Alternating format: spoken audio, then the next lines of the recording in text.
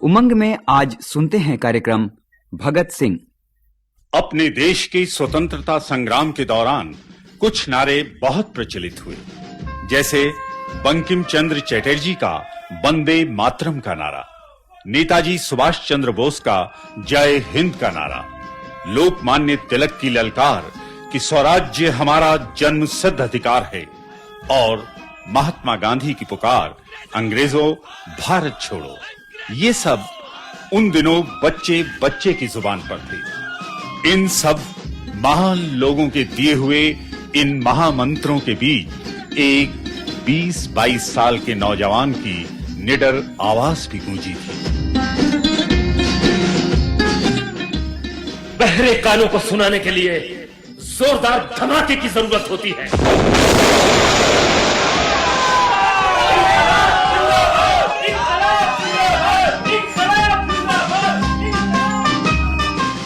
नई दिल्ली की central assembly में गूंजने वाली ये निर्भीक आवाज थी सरदार भगत सिंह की।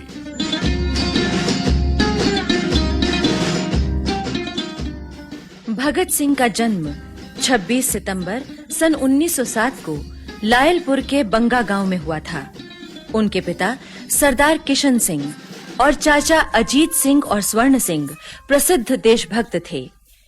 चाचाओं के कंधे पर चढ़कर घूमने वाले भगत सिंह ने बचपन से ही देशभक्ति और निर्भीकता का पाठ पढ़ा था। वे अभी 12 वर्ष के ही थे कि अमृतसर के जलियांवाला बाग में जनरल डायर के हुक्म से सैकड़ों निहत्थे निर्दोष लोगों को गोलियों से भून डाला गया।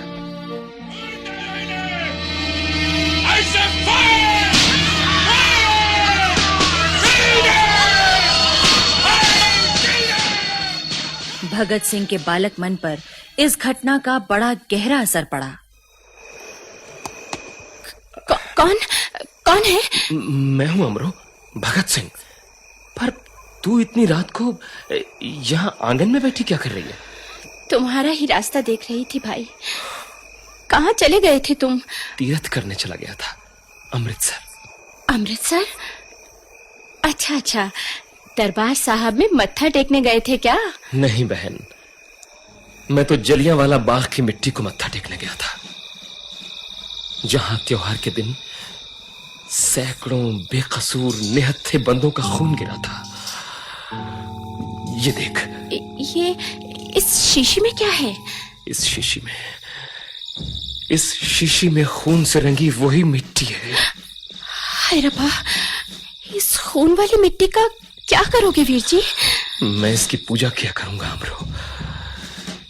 ये मिट्टी मुझे देश पर कुर्बान होने वाले शहीदों की याद दिलाएगी। तो देखना बहन, इसी मिट्टी से शहीदों की नई फसल पैदा होगी। अंग्रेज सिर काटते काटते थक जाएंगे, मगर हम सिर कटाते नहीं थकेंगे। और अब उन्हें हमारा देश छोड़कर जाना ही पड़ेगा। धीरे बोलो, किसी ने सुन लिया तो थाने में रपट हो जाएगी।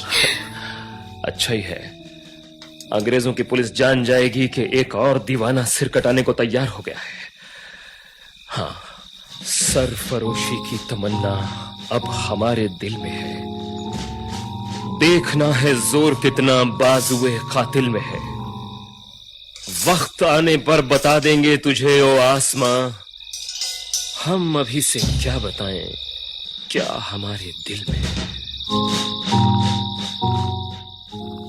स्कूल की पढ़ाई पूरी करने के बाद भगत सिंह ने लाहौर के नेशनल कॉलेज में दाखिला लिया।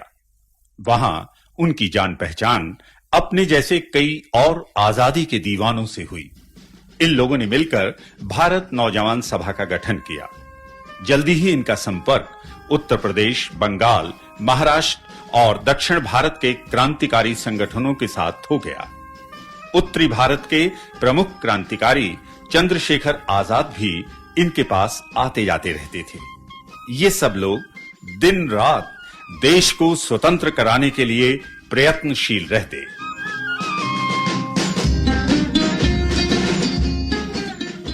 फरवरी 1928 को साइमन कमीशन भारत आया। भारत की दशा पर विचार विमर्श करने के लिए बनाए गए इस आयोग में एक भी भारतीय सदस्य नहीं था। भारतीयों ने इस बात का जमकर विरोध किया।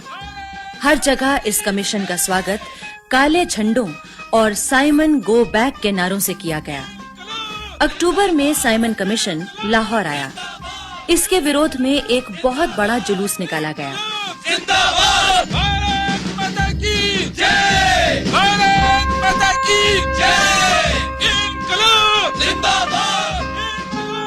पुलिस ने जुलूस पर अंधाधुंध लाठियां बरसाईं।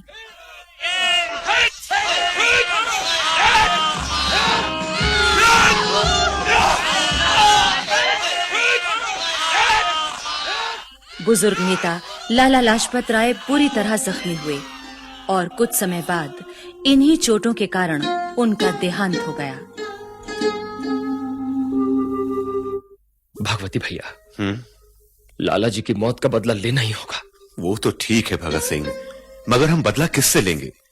लाला जी पर लाठियां बरसाने वाले सिपाही भी तो हमारे हिंदुस्तानी भाई थे। हाँ, मगर उन्हें लाठी चलाने का आदेश देने वाला तो अंग्रेज था, सुपरिंटेंडेंट स्कॉट। मुझे लाला जी के बदन पर पड़ने वाली एक एक चोट की कसम है, मैं स्कॉट को जिंदा नहीं छोड़ूंगा। चंद्रशेखर आजाद और भगत सिंह ने स्कॉट को मारने की योजना बनाई। स्कॉट को पहचानने वाला साथी जयगोपाल अपनी साइकिल ठीक करने के बहाने थाने के ठीक सामने रुका हुआ था। एक अंग्रेज पुलिस अफसर को थाने से निकलते देख उसने इशारा किया।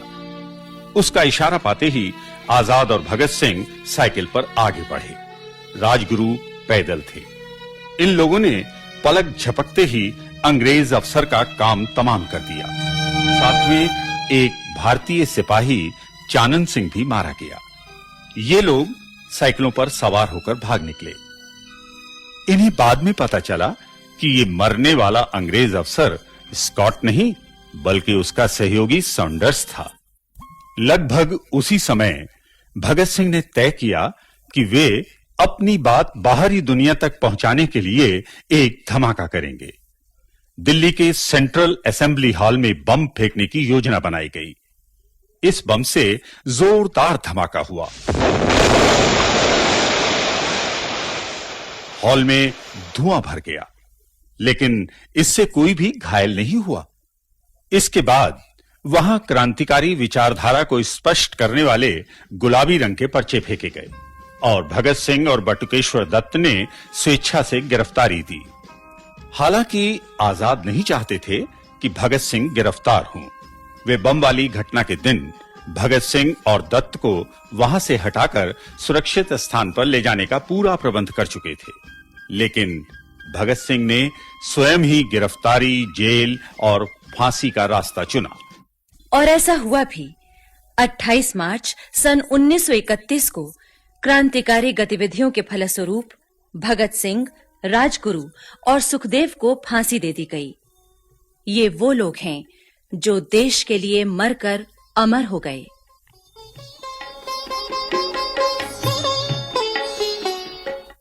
भगत सिंह।